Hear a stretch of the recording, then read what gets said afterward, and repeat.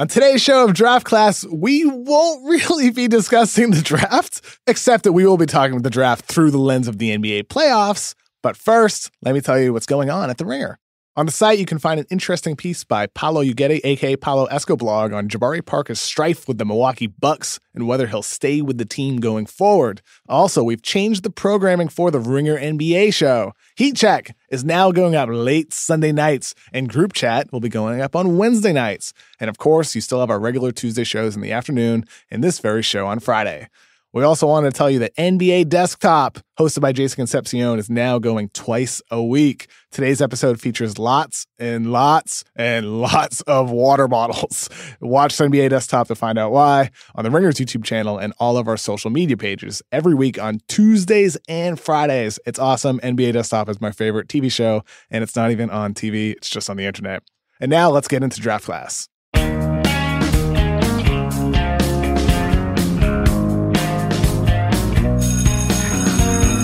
Welcome to the Ringer NBA show. I'm Kevin O'Connor, and this is Draft Class. Calling in from Dallas, Texas is fellow Ringer staff writer Jonathan Tjarks. Hey, what's up, guys? I'm excited to talk playoffs with y'all with the best guitarist at the Ringer, Kevin O'Connor. Yeah, I don't know about that, John. Give that title to somebody else who does not want to be named. Sitting across from me is Danny Chow, Ringer associate editor. How you doing, Danny? I'm exhausted, but let's go. Isaac, how you doing over there? I am also exhausted. I feel like I've produced 150 podcasts this week, but I signed up for it. I love basketball. Let's do this. And we're your favorite podcast, so it's all good. So no comments. That's Isaac Lee, who will be producing today's show. Music is by Oso Oso. If you're just tuning in to Draft Class for the first time, this is our show where we and you, the listeners, discuss the 2018 NBA draft and the draft as a whole. We're on every Friday. Let's get into today's show.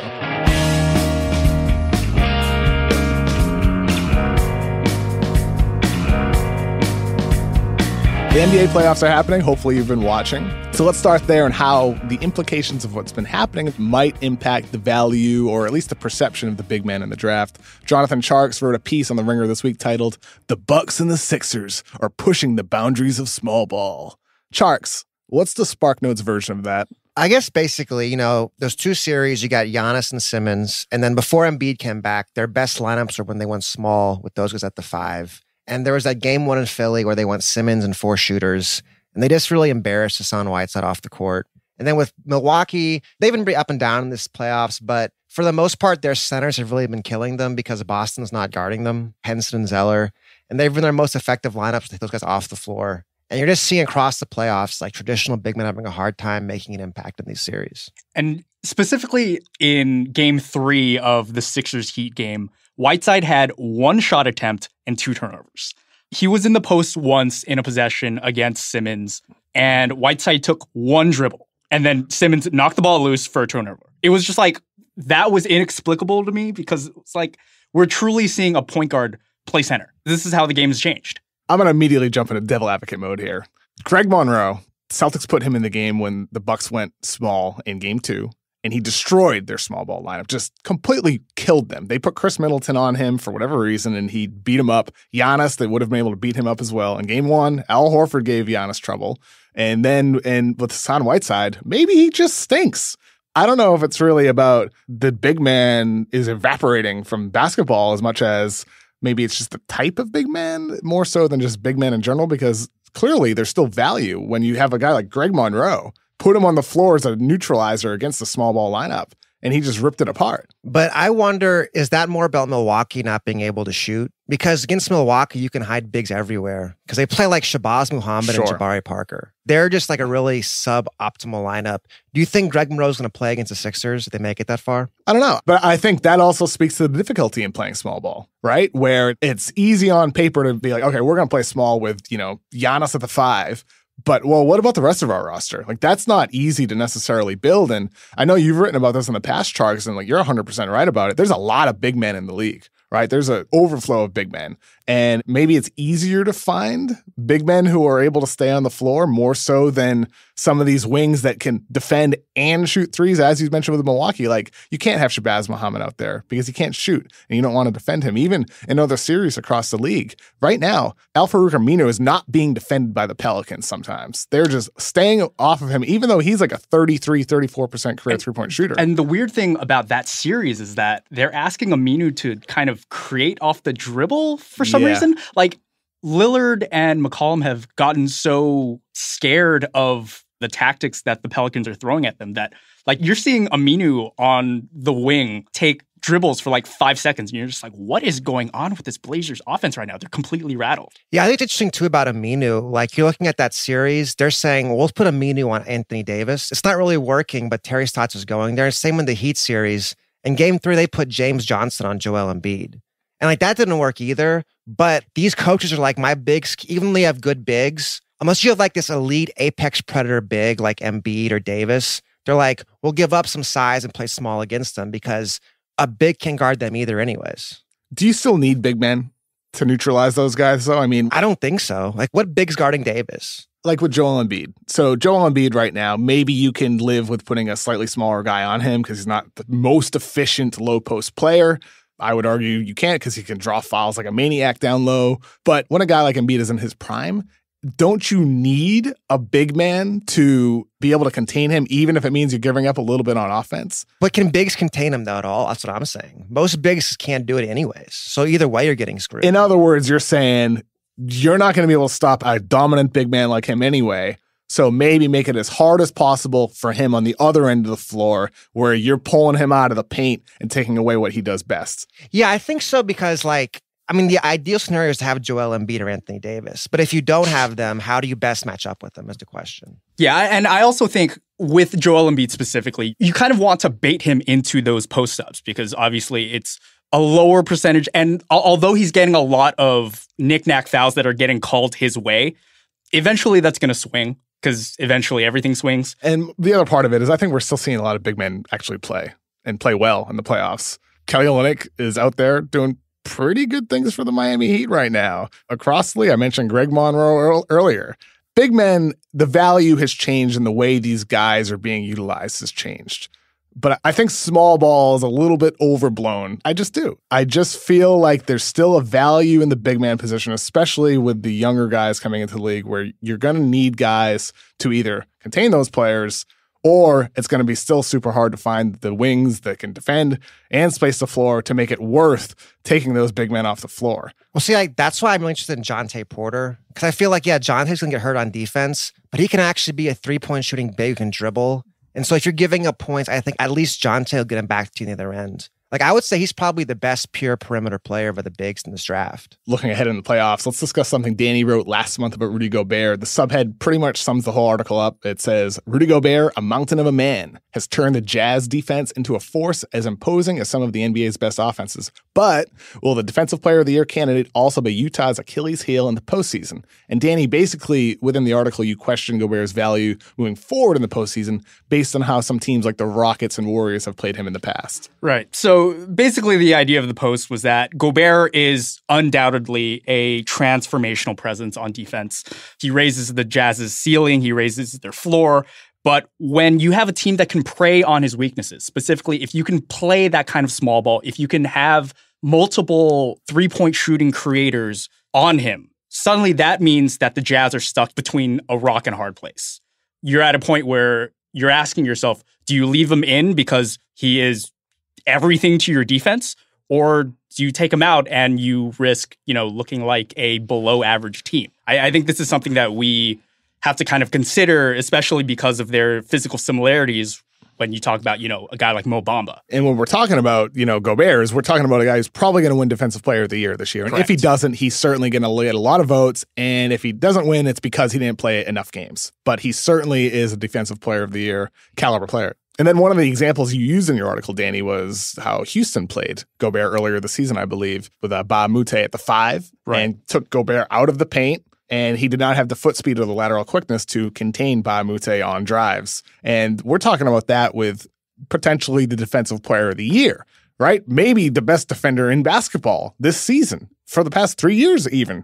So what does that say for some of the other big men in the draft who are theoretically great defenders, a Jaren Jackson or a Mo Bamba or a Marvin Bagley or a DeAndre Ayton? But if we're saying it with Gobert, Charks, that at least is a little bit concerning when you're thinking of the highest possible outcome for some of these other big men prospects. For sure. This has got to make you wonder. To me, Jackson is the safest because I feel like he's really, really fast and he's a really smart team defender. But the other guys are either not crazy fast, they're not great team defenders. And I wonder in a later round of a playoff series, how valuable are they going to be 5 years from now? I think with all of those guys, you at least have them as an offensive threat, as a guy who can possibly develop into shooters. So there's at least that marginal utility that is more so than a guy like Yusuf Nurkic, who is not only a very classic drop back five, but also can't finish around the rim. So you're looking at he's been killing them. Yeah. Plus, a guy like Whiteside, who isn't really nuanced enough on either end of the floor to make up for his lack of inherent ability on the perimeter. Not everyone can be well-rounded, and you kind of have to build around what you have. Yeah, and I think that's what makes Bagley interesting. I mean, I think he's really gotten a lot of knocks, like from me included, about him not being able to protect the rim. But he's also one of the fastest bigs, and he has one of the more advanced perimeter games. So maybe in a smaller, faster league where bigs hit the guard 3-point line the whole time, maybe his lack of rim protection becomes a little less of a downside in a small ball game. I think it's worth mentioning that size still matters too. I mean, when we talk about quote-unquote small ball, you mentioned that Sixers lineup earlier, Charks, without Embiid. Ilyasova is still 6'10". Sarge is 6'10". Simmons is 6'11", and he's friggin' jacked. Covington's 6'8", long arms. Redick is 6'4". That's a really big lineup still, right? Well, yeah, I guess like when we say small ball, really we mean medium ball. Yeah. Like big wings are more important than ever. And that's where like, I feel like in the draft, big wings are the number one thing now. And that's what these series are kind of showing too. Like the trapping the pick and rolls exposes the lack of secondary guys on Portland. If your 3, 4, and 5 guys can't shoot and make plays, that's going to get exposed. And that perfectly leads us to the Blazers. But first, we have to take a quick break. Today's Ringer NBA show, Draft Class, is brought to you by the Google Assistant. With the Google Assistant, you can complete over 1 million actions on your phone, in your car, and around the house.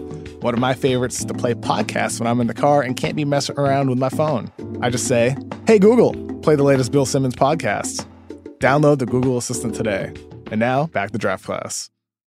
The Blazers are down 3-0 in the series to the New Orleans Pelicans, and as you alluded to before the break, Damian Lillard and CJ McCollum are really getting stifled by the New Orleans Pelicans defense. I wrote an article today on TheRinger.com about how it's getting pretty much close to the time where it's time to think about breaking up that McCollum-Lillard backcourt, which to me kind of speaks to what we just talked about. Do you favor guys like the Melvin Frazier's of the world, of the Kyrie Thomas, those versatile defensive wings who can shoot threes, who can switch for you? I mean, is it easier to build around those types of guys more so than a Trae Young? Trae Young, granted, he's a more offensively gifted player, playmaker, shooter, scorer. He really does a lot on that end of the floor, but man, he is going to be a defensive liability no differently than what we've seen with Lillard and McCollum, where they've just been attacked relentlessly by New Orleans on the defensive end. And then offensively, they haven't been able to make up for it because of the stifling New Orleans defense. Yeah, Kevin, I'm looking at your trade possibilities. The Mavericks will drive Harrison Barnes to Portland. Really? Harrison Barnes for CJ. Let's do that right now. Let's call up the GMs. Let's make this trade happen. Well, now that you say that, John, I'm wondering, should I have asked for the first-round pick from Dallas as well? If you want Barnes, please take him for CJ. I'll do that in a sec. Well, I guess CJ and Dennis is kind of a tough lineup too. Ooh. Oof. Yeah. I didn't even think about that. Yeah, I don't think Portland goes for that. Well, let's give the listeners some background here. So basically in the article, it goes through why Portland needs to think about breaking this up and what's wrong with their roster and what they're missing. And obviously they're missing a versatile wing, as we alluded to earlier. Right now, they're liable defensively with McCollum and Lillard. Their cap space is all screwed up. You can read that on the Ringer. But right now, with the trades, there's 5 trades in there that just really structures ideas. And one of them is Harrison Barnes for CJ McCollum and Myers Leonard. For Portland, that would allow them to alleviate huge salary with Leonard, but also get a versatile defender in Barnes who can also score. It's really just changing the mix-up. I just got excited when I saw that trade possibility. Let's negotiate it then. Let's negotiate it, Charks. Let's pretend that's your starting offer. Barnes for McCollum, straight up. I'm like, I want the Mavericks first-round pick, number 3. Well, I guess let's see where it ends up. Well, let's say it's number 3. Number 3. Yeah, it's number 3. And that's what I want. And the reason why is because McCollum, he's proven in times Damian Lillard has missed games, when Lillard's been off the floor, that McCollum is a legitimate 27-point-per-game guy who can elevate his playmaking ability. There's more to his game. And if I'm talking to you as Dallas, I'm like, dude, you could have a dynamic backcourt with Dennis Smith, unbelievable athlete, CJ McCollum in a more significant role. Maybe you're a more appealing free agent destination as well. Give me that pick, Charks. Give it to me. For Portland, I like the idea kind of, but I'd want like a much better version of Harrison Barnes for CJ, if that makes sense. But who? Is he out there, Danny? I don't know. And I'm just thinking, like, if you're trying to sell me on CJ and Dennis Smith Jr., I'll sell you anything if I'm trying to win a deal. I'll tell you Wesley Matthews is going to magically get healthy. is that any better in the future No, or now not. than CJ and Dave? It's not, and that's why that's why I wouldn't do it if I were Right. Dallas. No, but I would say if I was Dallas, I wouldn't mind being where Portland is now. Like, I would love it to be a 45 to 50 win team that wins a playoff series every once in a while. Because I don't think that's going to happen here for a long time. I think McCollum is also theoretically a greater free agent draw than Harrison Barnes. So Dallas, they have some cap space coming obviously, up. that's not theoretically. That's obvious. Yeah, no doubt about it. I mean, CJ has a great podcast. Harrison Barnes doesn't. I think that says it But all see, right to there. me, I'm looking at these trades and I wonder, if I can't get a good wing for CJ, am I better off trying to move Evan Turner and like getting better? Like, what's the point in trading CJ for an average wing? That doesn't seem that useful to me either. Like, which deal in particular? Well, I mean, none of these guys are like if I'm trading CJ, I want like a 20-point all-star level wing. Because I think that improves the team. And that's really the fundamental flaw in looking for a deal for CJ McCollum was like, where is that guy? And first of all, that guy is probably not available. And second of all, if he is available, that team might not need a point guard or rather a combo guard in CJ McCollum. It's really hard to find something, which is why, like, for some of these deals, like one of them is Frank Ntilikina and the Knicks first round pick for CJ, just as a structure. I mean, there'd be more to a deal than that, but you would get a dominant defensive point guard back who can grow into a greater offensive role, could better complement Damian Lillard, and you could also get a pick that's right in range for you to get a guy like Mikal Bridges, Miles Bridges, Zaire Smith, a guy who can grow into that defensive wing forward role for you that could maybe 2 years from now, you're more of a contender rather than. Can you right sell now. that to Dame? Like, let's get a guy who'll be good in 2 years. I'm not sure you can sell it to Damian Lillard at this point, right? He's what, 28? And that's the other overriding problem for Portland is the fact that earlier this year, there was a report that he met with Blazers owner Paul Allen, who is a fellow Jimi Hendrix fanatic, about the direction of the team. And if they're really pushing to be contenders at the rate that he wants to become a contender, the thing is Damian Lillard is signed through the 2020-21 season. They have 3 more seasons to really get it right before he hits free agency again. Who knows what his game will look like by then? Who knows what his value will be? And he's already 28 years old. Yeah, right? already 28. And he's a little guy. See, this is why I wonder whether they'd be better off trying to get off Turner and Nurkic and maybe hope Zach Collins becomes better and Harkless becomes better. How do you get off Turner, though? He's got 2 years, $35 million total left. Okay, here's the trade I was talking about. So trade Turner and your first for Wes Matthews because the Mavs just need picks. Wes has got 1 year less on his deal.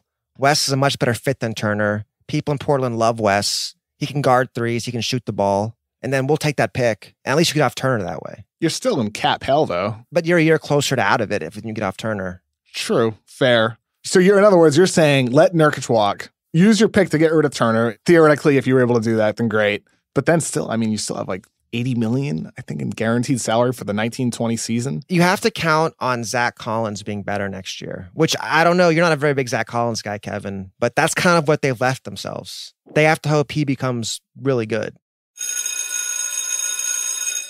Even though we are a draft podcast, we haven't been for most of this podcast today. But let's assume Portland does make a trade. They flip CJ, get a lottery pick, or somehow they trade up in the draft and they're able to get a pick that's like 10th. You mentioned him earlier, Charks. Miles Bridges from Michigan State, 6'9" forward, is a guy that makes sense for them. You seem to like him. 6'6". Well, yeah. If not he's 6'9", 6'9". that's a whole different ballgame. If 6 was 9, I guess. Jimi Hendrix reference. Anyway, Charks. Miles Bridges, you're a big fan of him, whether he's 6'6" or 6'9". He's definitely closer to he's definitely closer to 6'6" Yeah, than he is 6'9". My bad. Yeah.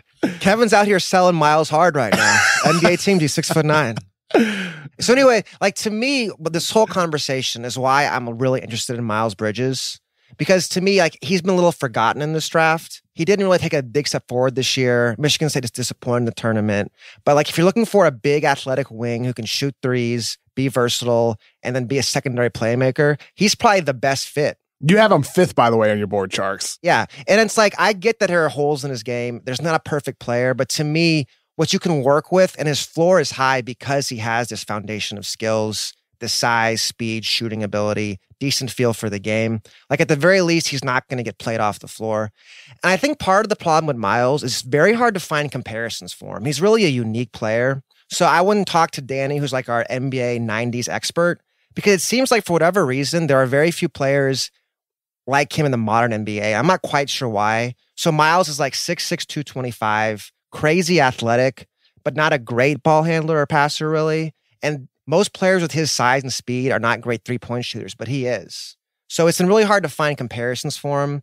I think it's like people having a hard time valuing him in this draft. So me and Danny went to YouTube. We found a few names. We're going to go back in time a bit, take y'all on a little NBA history tour, this Comp Rushmore.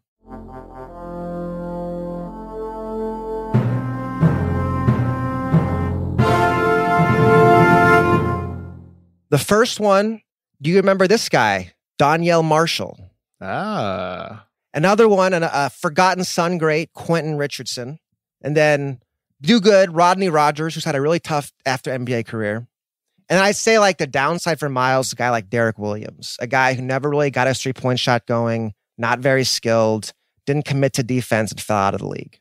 I like those Sharks. In the 2018 Ringer NBA Draft Guide, the 3 comps I have are Derek Coleman, Tobias Harris, and Deshaun Thomas. A little bit more contemporary, except for Derek Coleman. Certainly interesting player. Danny, neither of us are quite as high on Bridges as Sharks is, but I think we do share the intrigue with him as a prospect. Yeah, it's just with me, look, I love Miles Bridges, and I think the best probably physical comparison there is in the NBA contemporarily is probably Justice Winslow, a guy who I think Isaac Lee definitely has as a strong comp. Yeah. Yep. It's just he's kind of a tweener in every way that the two positions that he might be toggling between dictate. He's really freakishly explosive in space and off 2 feet, but isn't really dynamic off the dribble, so he can't really leverage that in ways that you would hope a wing can. You know, he's a good defender, but he doesn't really have the length to be the kind of roving, you know, back end rim deterrent that he was his first year in college. So it's like you're really getting the middle of both worlds with him.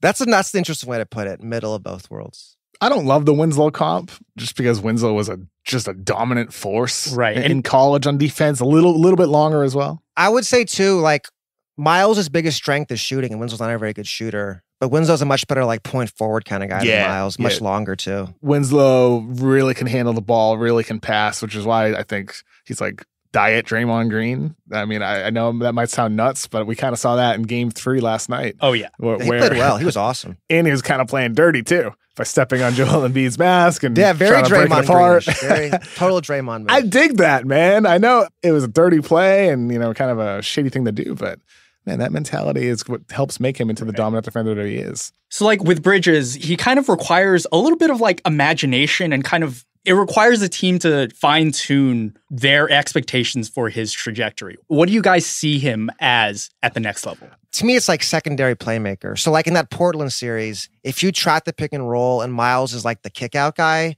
he can dribble it 2 or 3 times, attack the close, make the extra pass, or just stroke 3. That to me is his role as a secondary guy. Maybe like 16 points, 3 assists. My question with him is, what level is his defense really? I mean, how much of it is just us projecting rather than looking at who he is at Michigan State? And really, he just might be an inconsistent guy. See, but I thought he played pretty good defense this year. I mean, Michigan State had a great defense. Solid. And he was one of their main defenders. His effort was really inconsistent, though. And is that because of offensive role, which wasn't necessarily super significant for him? He was the primary option. What I mean is he wasn't like a 18 shot per game dude. It's not like he was carrying a load. Which is also, I think, a strength of Mock in his favors because he can rebound and shoot threes, and he gets points without being a primary guy. He does multiple things. I think that's a really big selling point for him. No doubt. I just wonder if you're looking for him as an answer, as like a versatile wing that's going to really help enhance your defense.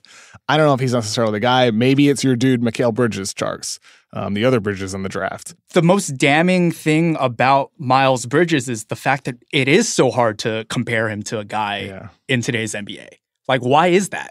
It just seems like the guys with his size don't really shoot that much. Like, because I would compare him to like Justin Anderson or Jay Crowder physically, but those guys are pretty consistent shooters. Justin Anderson is actually a pretty good comp. That might be the one, which is kind of scary in a way. But like, what if Justin could shoot threes at like 38%? But he's also got more length than Miles too. But like, that's the thing with Miles is like the guys who are built like him don't really shoot, and shooting is the main part of his game. And that's why I like Justin Anderson a lot in his draft, because it was like, well, what if he improves as a shooter? And he obviously hasn't in his 3 years, I believe, in the league. But certainly, I think that's a great point, Sharks, where Justin Anderson with a shot is probably a really, really good NBA player. I got to see him a lot in Dallas. I never felt like the game really slowed down for Anderson. Like, he was always running around at full speed with like his head cut off. I'm not sure his basketball IQ, really. And I think with Miles, at the very least, I feel like he has a pretty solid feel for the game. Let's wrap it up there. Talked a lot about the Blazers today. Talked not too much about the draft, which is fine. But I do think some of the lessons learned in the playoffs certainly can be applied to the NBA draft. Isaac Lee, our producer, do you have some grades for us, please? I always have grades for you guys. Let me start with Jonathan Charks. You were playing GM for the Dallas Mavericks. You were trying to sell Wes Matthews back to Portland. I think that was a very wily move. You also have my guy Miles Bridges at number 5, which is higher than anyone else in this room. So in return, I'm going to jump your grade up to an A. That was that's what it was all for. I finally got one. Kevin O'Connor, you found a way to sneak in a Jimi Hendrix reference in the pod today, as you like to do in your everyday life. I cannot get through a conversation without you bringing up Jimi Hendrix at least once. However, you express many doubts about my Michigan State guy, Miles Bridges, which negates all of your positives. You get a D- for today. And I got his height wrong, too. Yeah, you got his height wrong. I'm happy with 1 D-. Danny Chow, great analysis today, but a little peek behind the curtain, guys. We use the Slack channel to do all our pre-production. I dropped a note in there a few days ago when Zach Collins started to go off for Portland, and Danny responded by demanding an A for being in Zach Collins' corner. If you know anything about me, I am not someone who is easily coerced. I don't take well to that kind of stuff, so you get an F. Come on. He was so good in game 2. You don't get to dictate your grade, Danny. All right. Well, the streak ends here. That's fine. Also, shout out to Gabriel Murphy for putting together our report card, putting together our GPA, studying during finals, and he managed to accumulate all of our grades. Oh my gosh, all of our grades are on that thing? All of our grades. Charks, yes, your A-, B+, F, C-, A-, B-, F, A, F. Very inconsistent, Charks. Charks. Got 2 Fs. Pretty sweet. Very inconsistent, but this is a good week for you. Danny's first bad week. You had straight A's, Danny. It's what happens. Well, that was fun. Jonathan, thank you for phoning in from Dallas, as always. As always. Danny, Isaac from here in Los Angeles, thank you. Thanks. Thank you. Please rate The Ringer NBA Show 5 stars on iTunes, wherever you listen to your podcast. Our music is provided by the band Oso Oso. For extra credit, please check out The Ringer's 2018 NBA Draft Guide at nbadraft.theringer.com. Please check it out. It's fun. We'll be updating and adding more players in the coming weeks and months approaching the draft. Special thanks, as always, to my good friend and the biggest NBA fan I know, Elon Musk. Hopefully we can get him on next week.